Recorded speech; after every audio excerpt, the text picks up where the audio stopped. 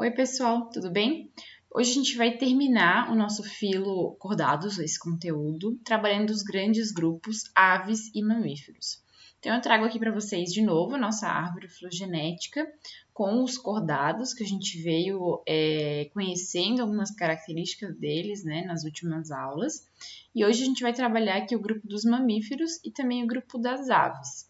Então, a gente já tinha visto aqui que os amniotas, né, que eles têm como característica principal aqui a presença de ovos com casca, que protegem esse ovo, e daí também incluía o grupo dos répteis, e esses outros dois aqui que ficou faltando falar.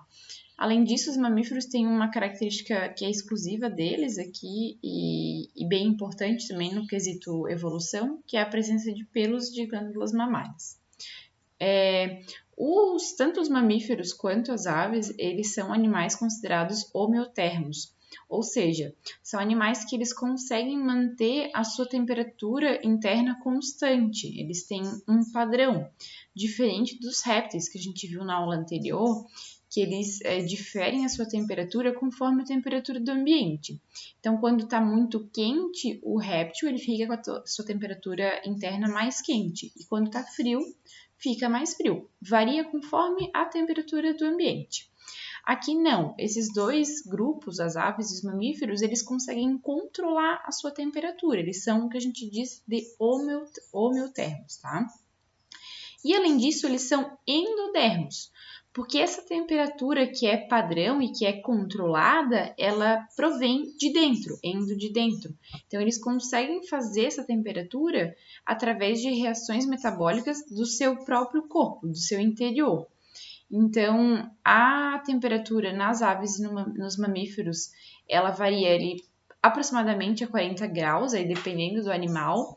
Nós, seres humanos, por exemplo, variamos ali de 35 a 40 graus, né? Uma temperatura ideal para nós é de 36 a 37 graus. Muito acima disso, por exemplo, caracteriza um processo de febre. E as aves, elas têm uma temperatura um pouquinho maior aí, um pouquinho maior que 40. Alguns chegam até a 44 graus, como é o caso do beija-flor. E essa produção de calor, ela tem algumas características, né? Ela consegue existir pela presença de pelos e penas. Então, as aves, elas possuem penas e plumas que protegem o corpo desses animais em diferentes ambientes, seja no ambiente aquático, terrestre ou até aéreo. Elas vão estar protegidas por conta dessas plumagens e dessas asas. Então, vai formar ali como se fosse uma capa desse organismo e ela consegue manter a temperatura corporal interna, ali dentro do padrão de 40 graus. E os mamíferos, eles têm as características dos pelos. Então, através dos pelos, e aí também depende de qual mamífero que a gente está falando. O elefante é um exemplo de um mamífero que tem poucos pelos, tá? Ele tem pelos sim, né? A gente não consegue visualizar numa foto assim de longe, mas ele possui pelos bem ralos. Então, dependendo do mamífero, nós, por exemplo, seres humanos, a gente também foi ao longo da nossa evolução perdendo pelos. Então, dependendo também do sexo, né, produz mais ou menos pelos, mas a gente já não utiliza tanto o pelo para se aquecer, porque a gente já tem outras estratégias. Então, além dos pelos, a camada de gordura também, alguns animais, aí dependendo também do ambiente que esses animais existem, vai ter uma capa de gordura maior ou menor, tá? Então, essas são duas características que são comuns tanto a aves e a mamíferos. Outra característica comum é com relação à circulação sanguínea. Tanto em aves quanto em mamíferos, a circulação sanguínea ela é dupla, ou seja, o sangue ele passa 2 vezes pelo coração e a gente também diz que ela é completa. Isso porque o sangue venoso não se mistura com o sangue arterial. Então, aqui o esquema das duas circulações ele é bem parecido, tá?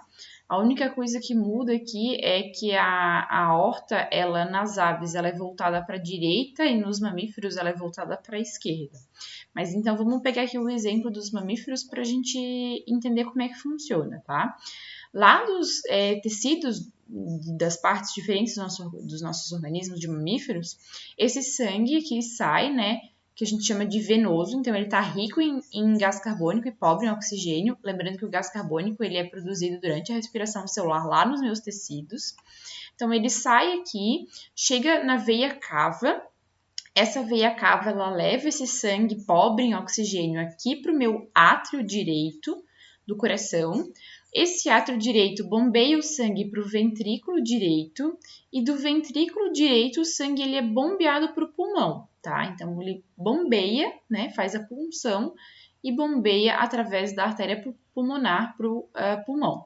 Chegando lá no pulmão, nos alvéolos pulmonares, existem diversos capilares pulmonares, que são vasos sanguíneos bem fininhos, que vão permitir que o CO2 que está nesse sangue aqui que a gente está representando de azul, né, que é o sangue venoso, fique ali e saia na respiração, e esse sangue vai ganhar oxigênio, que veio com a respiração também, que está lá dentro dos pulmões. Quando ele fica oxigenado, a gente tem aqui a representação então do sangue vermelho, o sangue que a gente diz que é arterial. Esse sangue ele sai dos capilares pulmonares para a veia pulmonar. Da veia pulmonar ele chega lá no meu ventrículo esquerdo, o ventrículo esquerdo bombeia para o átrio esquerdo e o átrio esquerdo bombeia aí sim para a artéria aorta. Essa artéria aorta, depois ela vai se ramificando em vasos menores, de calibre menor, e leva o sangue oxigenado para todas as partes do nosso organismo, tá? A mesma coisa funciona aqui em aves, tá? Só a única diferença, como eu comentei, é a direção da artéria aorta, que nos mamíferos vai para a esquerda e nas aves vai para a direita. O restante é tudo igual, tá? Então, aqui, nos componentes do coração, não há mistura. O sangue, ele entra aqui no átrio direito, vai depois para o ventrículo direito e não tem uma mistura. E nem a mistura aqui também do sangue venoso com o sangue arterial, tá? Esse aqui tem um fechamento, né? Tem uma parte da musculatura do coração que fecha e veda bem esses dois lados. Agora falando um pouquinho sobre características exclusivas das aves, específicas delas, tá? Com relação ao sistema respiratório, existem algumas características que fazem com que as aves fiquem bastante leves, e isso facilita uma característica que também é importante nas aves, não é exclusiva das aves, porque existem mamíferos que voam e já existiram, né, répteis que voam também. Mas aqui existe uma característica de que a maioria das aves voa, né? Nem todas, mas a maioria. Para que elas voem, é preciso que o corpo delas seja bastante leve, né? Justamente para suportar longas distâncias, ou enfim, o próprio voo. Então, aqui do pulmão, o ar ele é distribuído nas aves em sacos aéreos, que a gente chama, tá? Então, lá no corpo das aves existem esses sacos aéreos. Esses sacos aéreos têm a única função de armazenar o ar, especificamente. E desses sacos aéreos ainda partem ramificações para os ossos. Então, os ossos das aves eles são o que a gente chama de pneumáticos, isso porque eles recebem ar do pulmão. Então, existem vários furinhos lá nos ossos das aves que eles recebem aqui através do saco aéreo o ar e armazenam lá dentro dos ossos esse ar. Então, o ar armazenado dentro dos ossos faz com que essa estrutura fique bastante leve também. Quando a gente come, por exemplo, em um osso de uma galinha, por exemplo, né, se vocês chegarem a morder um osso de uma galinha, vocês vão observar que dentro o osso ele não é totalmente preenchido, ele tem vários furinhos, bem como está aqui nessa representação. E nesses furinhos aqui, as aves elas conseguem armazenar o ar também, tá? Isso facilita na parte do voo e para que elas fiquem bem leves.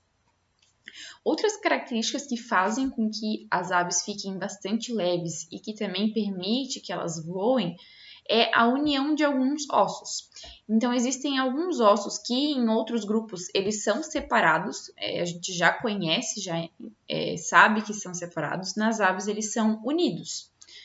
Então, aqui, por exemplo, o osso externo nas aves, ele é totalmente unido, ele é bem fino, ele é bem fininho realmente, né? Mas ele é unido, então ele forma como se fosse uma quilha. A gente chama isso de carena e algumas aves possuem e algumas não possuem. Outra estrutura que é unida aos ossos é a cintura pélvica e a cintura escapular.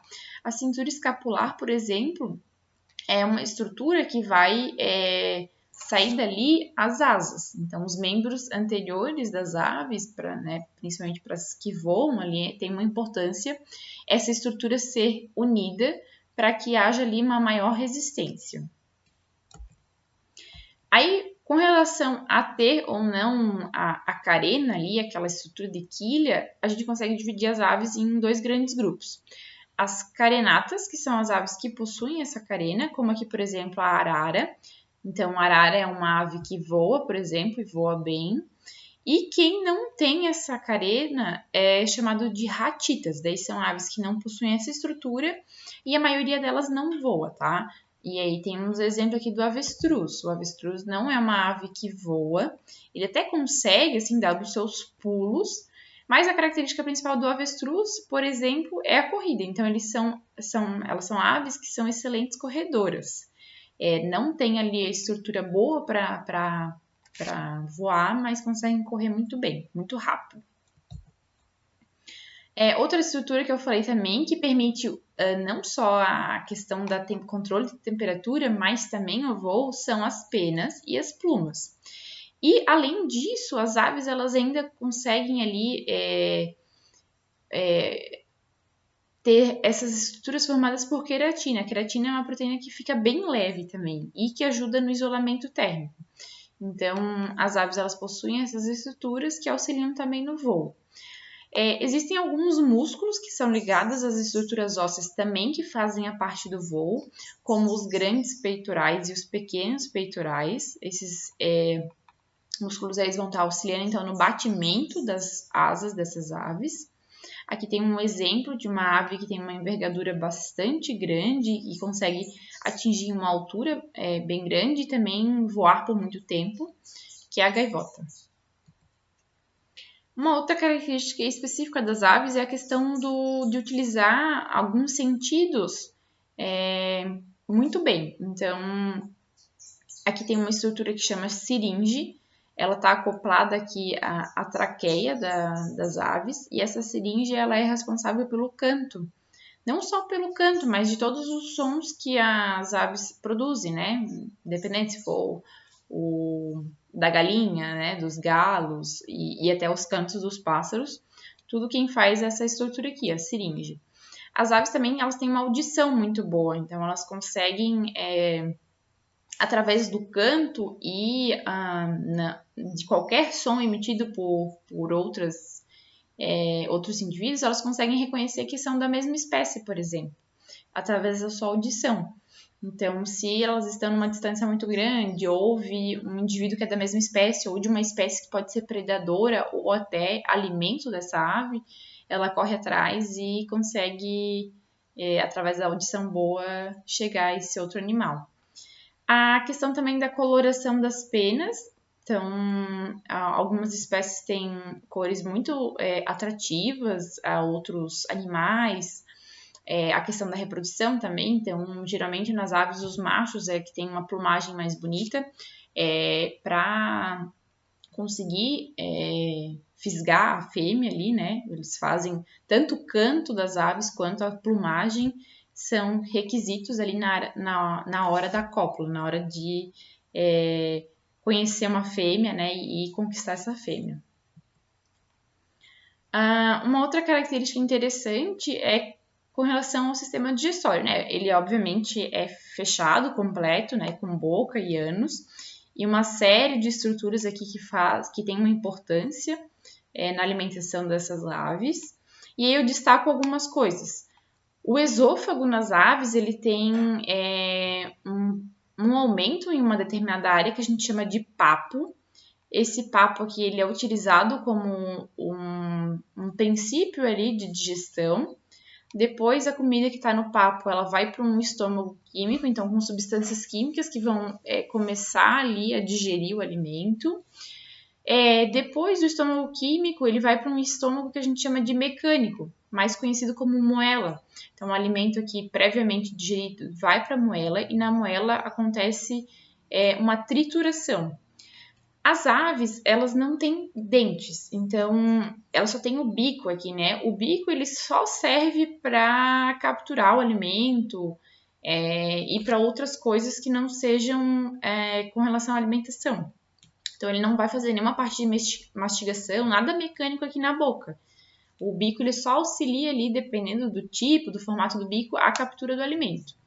Então lá na moela, a moela é uma estrutura com paredes bem grossas, bem rígidas e que faz ali uma parte mecânica de trituração do alimento. Algumas moelas, elas também, dependendo dos animais, por exemplo, animais que comem grãos bastante duros. Um exemplo, uma galinha, né, que come um milho, por exemplo, que é bem duro.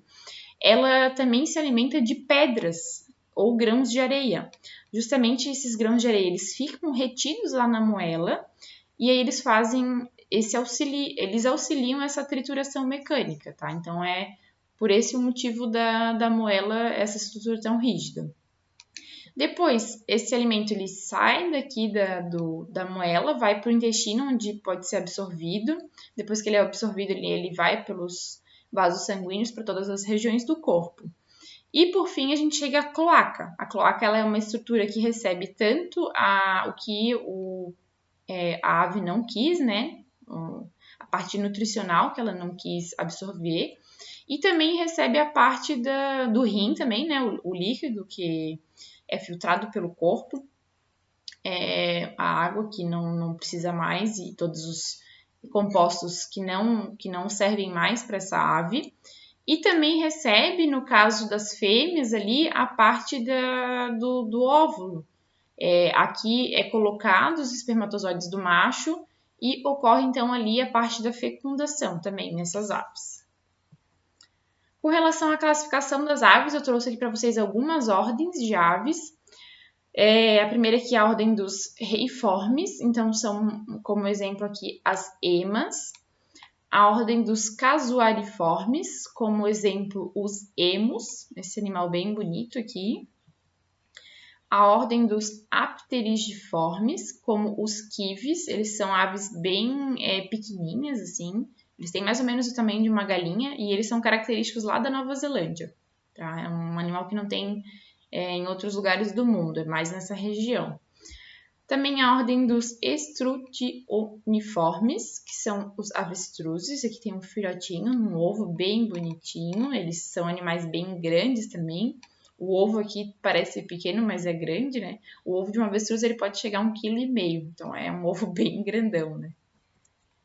Outra ordem é a dos esfeniciformes, que são os pinguins. Os pinguins, então, são aves que vivem também em regiões bem frias, né, comumente. Aqui tem um pinguim filhote e vejam a diferença na característica da plumagem, né? O pinguim bebê, ele tem uma plumagem bem fininha, muito cheia, né? Ele tem bastante penugem, mas é uma pena que ainda não está completamente formada, né? E aí aqui sim, nos pinguins adultos, a gente já tem uma pena mais formada. Também a ordem dos psittaciformes, que daí vão ter como exemplo os papagaios, araras e os periquitos. E aqui tem uma caturrita como exemplo na foto. A ordem dos piciformes, que daí tem os tucanos e os pica-paus, como esse exemplificado aqui da foto. Também a ordem dos sinoniformes, como as garças, as pernaltas, cegonha, o socós e o colhereiro. Também a ordem dos falconiformes, aí obviamente, né, falcão, águia, condor, gavião, urubus e os caracarás. A ordem dos passeriformes, aí são os pássaros, os passarinhos, que a gente conhece, né, tem diversos aí. Aqui é um exemplo do saí azul, sabiá, enfim, todo mundo conhece um passarinho, né? E a ordem também dos columbiformes, como as pombas, também adoradas pela população humana. Agora falando de características exclusivas dos mamíferos, então a gente tem aqui a presença de uma glândula mamária nas fêmeas dos mamíferos. Essa glândula mamária, ela produz leite, obviamente. A gente tem estruturas que são os lóbulos formadoras do leite. Esses lóbulos eles seguem por ductos que chegam até aqui o mamilo, que é a saída dessa estrutura. Uma outra característica também exclusiva dos mamíferos é a presença de pelos, né? Então, a gente tem aqui uma pele de um mamífero com essa formação de pelos. Os pelos, como eu já falei anteriormente para vocês, eles auxiliam aí no controle de temperatura, tá? Com relação aos órgãos internos de um mamífero, eles têm um pouco mais complexo os órgãos. O pulmão, por exemplo, são os maiores pulmões desses que a gente viu que tem pulmão, né? Tem aqui a estrutura do fígado, a parte digestória completa, tem um esôfago, um estômago, um intestino, um ânus, né? A parte renal, que tem então rim, bexiga, tudo isso, é diferente da parte digestória e também diferente da parte reprodutora. Então, eles têm todos saídas diferentes, né? A gente tem 3 saídas ali dessas substâncias, né? Uma para gametas, uma para o xixi e outra para as fezes. Uma característica também exclusiva dos mamíferos é o grande cuidado parental. As aves, elas têm um certo cuidado parental, tá? Mas nos mamíferos isso é um pouquinho maior. Então, a gente tem aves que cuidam dos seus ovos, das suas ninhadas. Depois que esses filhotes nascem, ainda continuam também alimentando, ensinando as questões de voo, enfim, e depois de um tempo cada um por si. E nos mamíferos o cuidado parental ele dura um pouquinho mais, tá? Então, aí é o maior cuidado parental que se tem nas espécies de animais. Aqui a gente tem um feto de um ser humano com cerca de 7 semanas de gestação, bem pequenininho. Acho que os seres humanos são os que mais têm o cuidado parental, né? Para a vida inteira, na maioria dos casos. Agora, falando em classificação, a gente tem 3 grandes grupos dentro dos mamíferos, tá? O primeiro grande grupo é dos prototérios ou monotremados. Aí são os mamíferos que põem ovos. Os exemplos mais conhecidos é da Equidna e do ornitorrinco, tá? Então, são mamíferos que põem ovos, eles vão pôr um ovo e esse ovo ele vai se desenvolver ali dentro daquela estrutura. Também tem um cuidado parental, mas também não é tão grande quanto dos outros mamíferos. Aí tem um outro grande grupo, que é dos metatérios ou marsupiais. Eles são vivíparos, ou seja, não põem ovos, mas esse filhote ele nasce muito pouco desenvolvido, ele não está completo ainda.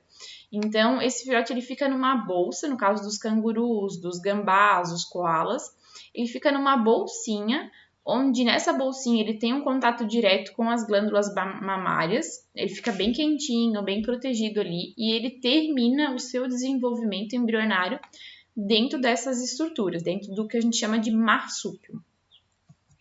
E, por fim, o grande grupo eutérios, que significa mamíferos verdadeiros, eles são, de fato, que são placentários, né, que vão desenvolver a placenta. Eles são vivíparos, não põem ovos, e os filhotes, eles nascem completinhos, tá? Aqui eu trouxe algumas ordens também para vocês, com relação à classificação. A ordem dos desdentados, aí a gente tem, por exemplo, o tamanduá, o tatu, também são exemplos desse grupo. A ordem dos sirênios, um exemplo seria o peixe-boi, tá? A ordem dos quirópteros, que no caso são as diversas espécies de morcego. A ordem dos carnívoros, aí tem uma infinidade de animais, né? Aqui a gente trouxe uma ariranha, que é aquática, tem de ambiente terrestre também, como por exemplo o leão. A ordem dos roedores, aí tem a famosinha aqui que todo mundo aí conhece, das capivaras. A paca, esquilo, rato. A capivara ela é o maior roedor do mundo, considerado o maior roedor do mundo. A ordem dos artiodáctilos, que daí são os animais que têm ali dedos em número de 2 ou mais, raramente 4. Aí são os porcos, bois, camelos, carneiros, veados, dromedários, todos esses são classificados dentro dessa ordem. E por fim, a ordem dos primatas, e aí estão as diversas espécies de macacos e também nós seres humanos, tá? Que então são os animais com certeza com maior cuidado parental. E por hoje é isso, pessoal. Até a próxima!